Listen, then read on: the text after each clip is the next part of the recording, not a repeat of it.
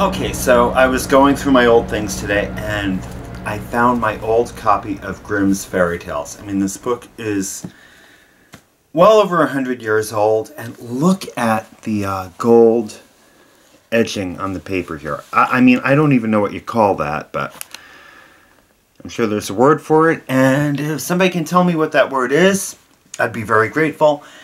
So, if you want to, you know, get the kids in front of the computer so they can hear a nice bedtime story, you all should know me better than that by now. This is not going to be kid-friendly at all. Send the kids to their rooms without supper. Send them out to get berries in the woods like Hansel and Gretel's mother did. And we all know how well that worked out. Because, like I said, this is an early edition of Grimm's Fairy Tales. This is before Disney took over and whitewashed all the stories. This is before they were written or rewritten for children. So, you have been warned.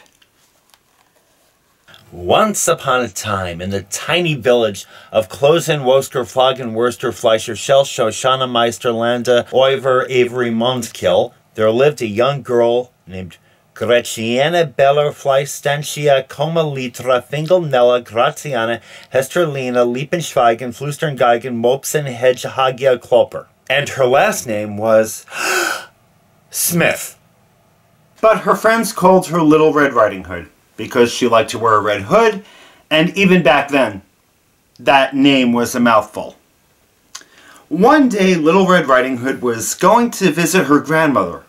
She had a basket of goodies, and she stopped to gather some flowers. A little bird flew up to her.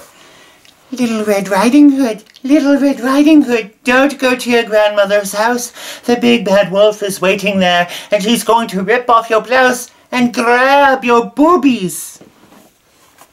Oh, nonsense, little bird, said Little Red. The bird flew away, and Little Red Riding Hood gathered her stuff and went skipping down the path. Tra-la-la-la-la-la-la-la-la. Next, a little bunny rabbit came hopping up to her. Little Red Riding Hood, Little Red Riding Hood, don't go to your grandmother's house. The big bad wolf is waiting there, and he's going to rip off your blouse and grab your boobies. Oh, piss off, Mr. Bunny! She then kicked him right in the nads. The little bunny went rolling down the hill to his death, and Little Red went merrily on her way.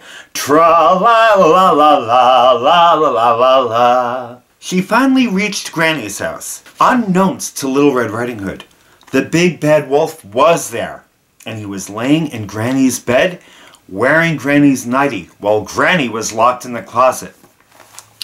The wolf and Granny had read 50 Shades of Grey one too many times. It was like their favorite book, and they really got into some kinky shit. I mean, there are about 7 stories later in this book detailing the various sexual escapades of Granny and the big bad wolf, and it's yeah, it's too twisted even for me. Little Red, not realizing that the wolf was the wolf and not her grandmother, walked up to the bed. Why, Granny, what big ears you have! The better to hear you with, my dear. Why, Granny, what big eyes you have! The better to see you with, my dear. Why, Granny, what big hands you have! The better to rip off your blouse and grab your boobies. At that, Little Red stared the wolf down and said sternly, Oh, no, you don't. You're going to stick to the letter of the story, and you're going to eat me.